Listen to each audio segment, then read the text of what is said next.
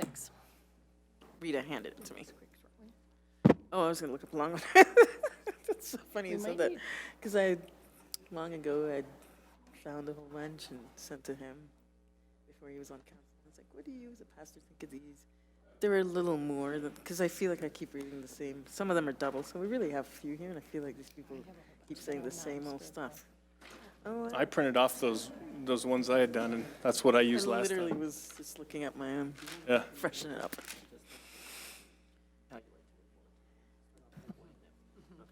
Yeah. Yep. Yeah, see, I'll lay it out. Yeah, that's the one. remember those? Yeah. Is that what you've been using? That's what I used last time. Nice. Yeah.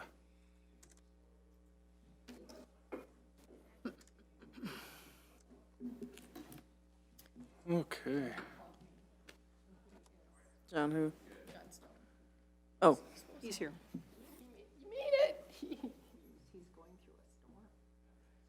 on the highway? How? 2 minutes. Yeah, I think 1 minute. the weather. So it was like, when I was in Castle Rock, it was saying 55 minutes to get here. And I was like, okay, I can see about 100 feet, but there's like no cars, so I'm just gonna keep going. Well, you're wondering if there's a pile up somewhere. Oh, gosh, and then it stopped. And so what happened was by the time I was cresting like into like the Denver, Yeah, it cleared up and then the traffic started. yeah. And I was like, really? Now that I can see again, is when I'm gonna go 25 miles an hour? That's But I tough. was able to get through, so Good. yeah, I was pretty happy about that. Well, It welcome. was a Glad you're harrowing here. drive. Thank you, me too. Present. Member Stone, Present. Member Wink, Present? and Mayor Olson. Present. All are present. Thank you. Agenda item 5 is the main reason for tonight's special meeting on short-term rentals. And I just wanted to give sort of an overview of the way I think we can do this according to charter. This really probably won't be a first reading if we do some things tonight, which is if we decide to separate anything out. So I just wanted to give you a bit of a heads up on that. But what I'm wondering, or what I'd like to do, is to start out first with deciding whether or not we were going to separate Council Bill number 47 into two parts. One would be land use, and the second would be regulation as proposed with the changed modified bill. Then second would be to take a look at the land use modified bill number 47 and what's allowed there, pro or con, questions about it. Then move on to the third part of the Council Bill number 4 and regulating. So that's how I'd like it to go tonight, depending upon what decisions we make at what point. Does that make sense to everybody? Councilmember Russell? Actually, are we going to talk about the recommendations that Planning and Zoning gave to us? Because that is the first item I think that we need to look at and decide on those issues. Yes, so I think, from my understanding, that would be included in the Bill 47 and how they sent it to us. But if we decide to separate it out and do differently than what they suggested, then we'll talk about the main districts that it would be allowed, and then we can pick up like the final item on there, which is whether or not we send an apology letter, which needs to come in at some point as well. I'm assuming that's one of the items you're worried would get a lot left off the. Well, yes, but really all of them, because we sent it back to them for decisions for council, and so I think we need to look at those recommendations that they sent back to us as well. Would doing it the way that I'm suggesting preclude that option to talk about those in your mind? And anybody else's? It would seem like an expedient way to do this would be to decide whether or not we want to take their recommendation on splitting or not. They did not. They didn't say anything to that. They left it all in one. If we're going to do that, we need to then decide and do that.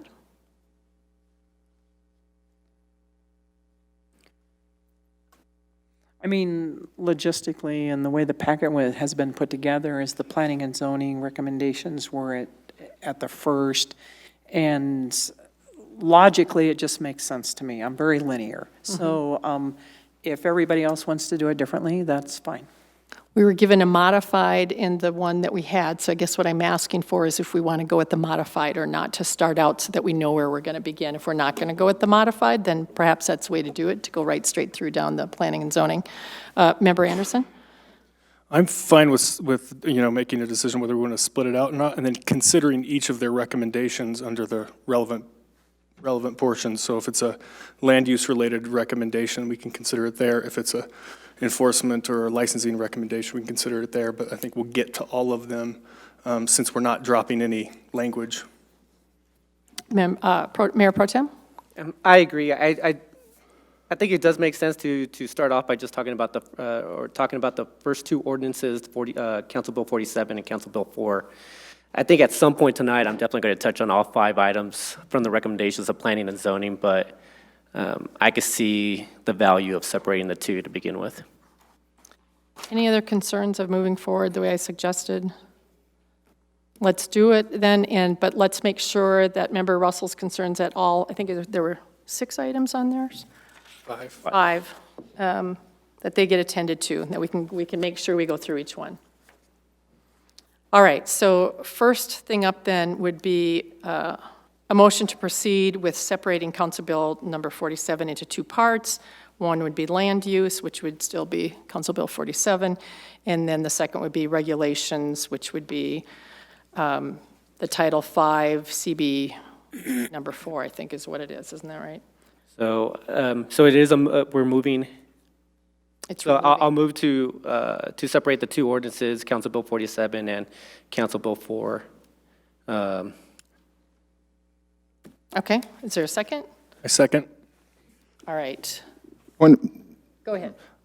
if we're motion, I'd like some more detail on what's taking place. Sure.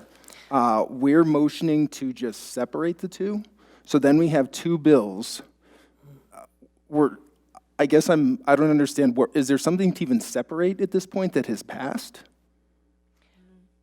What would happen is then we'd look at the first one to decide whether or not we're going to have SDRs at all. Can't we look at them without voting on this motion now? I thought the discussion of what's contained in them would take place, and then we would have the motion of do we split them and do we like them as they stand? To me, I'm surprised we're motioning first, just to say, okay, we're splitting them. We haven't even discussed them yet. So I'm not sure if the city attorney can help me out with this and what we were trying. So I spent a little bit of time trying to figure out how could we make the most of our time and make sure that we're following the charter. So let me have her give us a little bit input, and then I can do it a different way if that's what we want. Go ahead.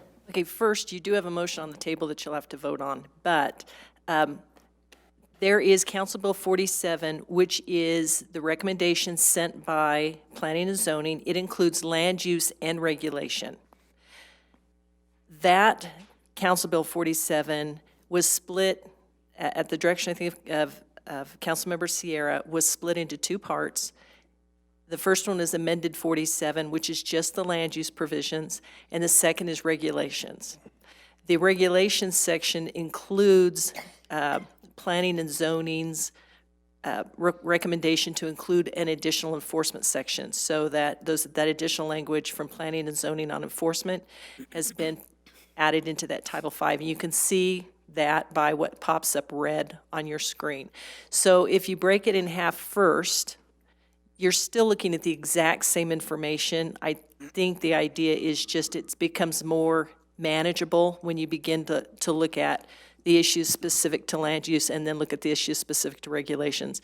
If you look at the entire long version of 47, except that it doesn't have the enforcement language, it should be almost, you can tell where the red sections are, it's identical. It was just split in half. So you're not stepping over anything planning and zoning has approved. You're just putting it into 2 manageable pieces, if you should choose to do that. Member Anderson?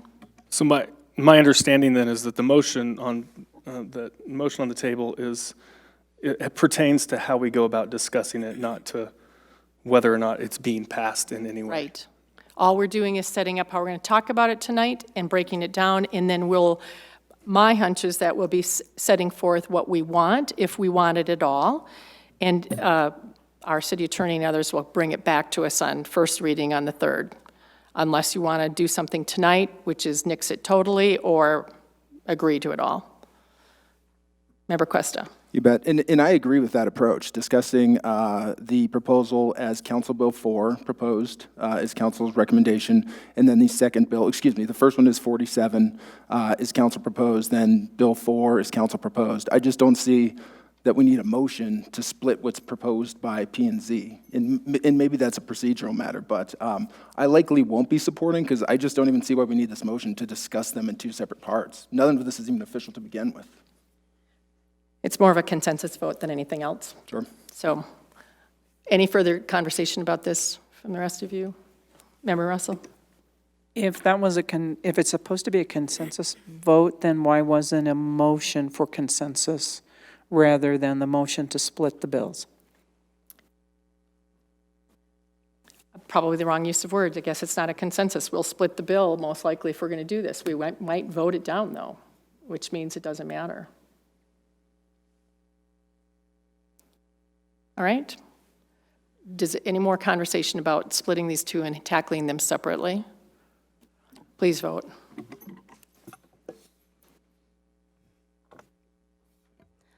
All votes have been cast. Let the record show. 5 ayes and 2 nays, the 2 nays being Member Russell and Member Cuesta. Thank you. The second approach then is to talk about the modified bill number 47, which is without the regulations. So I would like to, I don't know if anybody needs to ask questions at this point of any of our staff, if you'd like them to come forward. Member Cuesta? I do have a couple questions on 47 for staff. Okay. I do as well. Okay, great. Maybe our staff could come forward. So we have both our planning manager, Wade Burkholder, here, and our planner two, Eric Sampson, sorry, I always say Simpson. And we will, you can ask either of them or both at different times. So I think Mayor Pro Tem had the first Oh, no. light. Oh, you were I'll just, pass it to Member Cuesta. okay. Very good. Thank you, Mayor Pro Tem. Good evening, Mr. Burkholder. There's the definition of primary residence appears in both Council Bill 47, as Council asked for the modifications, as well as Council Bill 4. Primary residence means a residence which is the usual place of return for housing, is documented by at least 2 of the following documents: vehicle registration, Colorado driver's license or ID, voter registration, property tax notices, or utility bill. If this is one of the most critical components of this for me as well, is the primary residence. If we believe someone is in violation of the primary residency rule, how do we enforce that based upon the language that's presented here? How do we prove that somebody is in violation of primary residence? Would be a violation of the registration process where they actually first documented to us these criteria that they have to prove that they are voter registration. If we get notified that there potentially is a violation occurring of the primary residence, we would pull that registration and see what documentation we have and process with following up with the property owner at that point to make sure they are actually living there according to their registration permit. So it would go into the standard violation procedures in order to figure out whether or not they are or are not acting as a primary resident. So to that note, and I read this the same way, that if they can provide any 2 of these things, that qualifies as primary residence. I mean, to me, it doesn't even really matter if they're there. If they can show us registration, Colorado driver's license ID, voter registration, property tax, or utility bill, that meets muster here. Point of information is Go ahead. in the split out version, is this relevant to Council Bill 47? Yes, sir. This is on page 35 of Council Bill 47. Oh, because the definition is in there? Yes. Okay. I think, good point of information. It's going to spill over a little bit, I think, on this issue in particular, and what constitutes a primary residence, which is what this is requiring of it. Fair. Well, sir, my question stands. So if somebody's able to present us just 2 of the following documents: motor vehicle registration, Colorado driver's license, Colorado ID, voter registration, property tax, or utility bill, those 2 documents alone are really all they need to do to present evidence of primary residency, that it really doesn't matter how long they're staying there. That's correct. That's all for now. Thank you. Okay. I believe Member Anderson, or was it Mayor Pro Tem is next? So a question, I received a couple of comments from a couple short-term rental operators within the city. So they reside within PUD 13, which is the PUDs off of Logan and Floyd.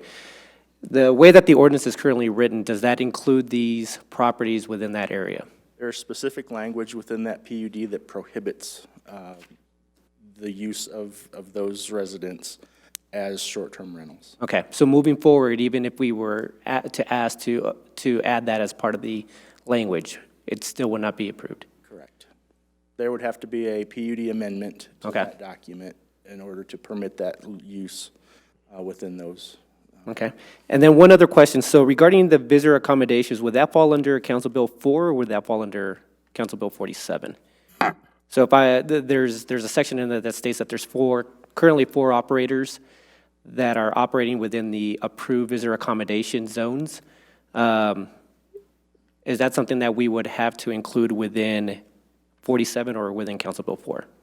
That would be included in Council Bill 47 because 47 would talk to which districts within the city you would permit short-term rentals. Okay, thank you. Member Anderson.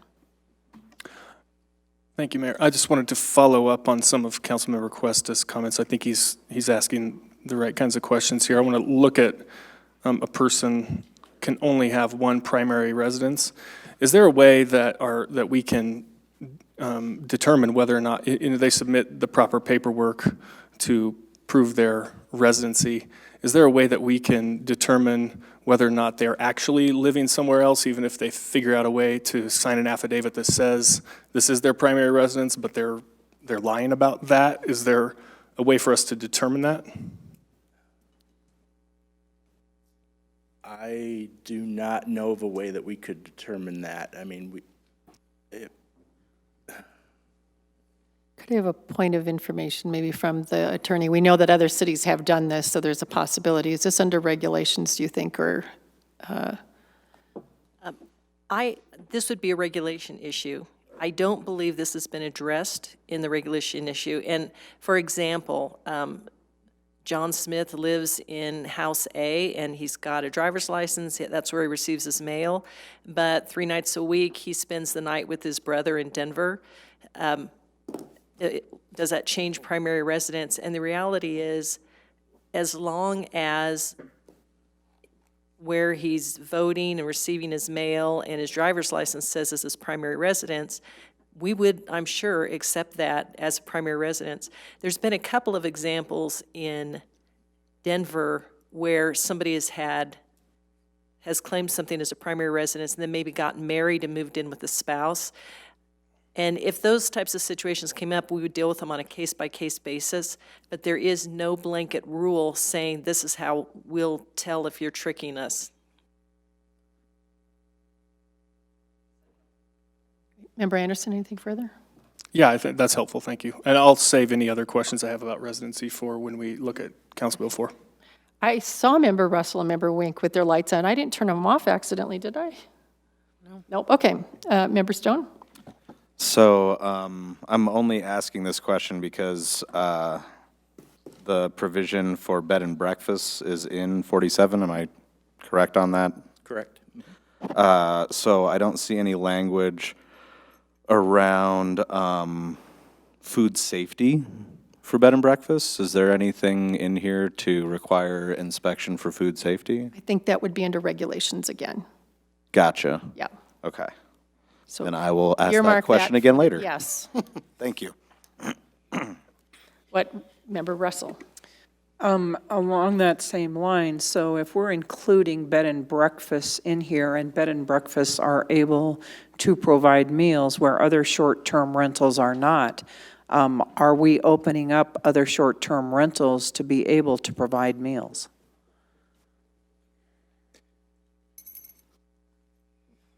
Well, a short-term rental, if they so choose, could provide a meal, but vice versa, if you're a bed and breakfast, we're trying to close the loophole that a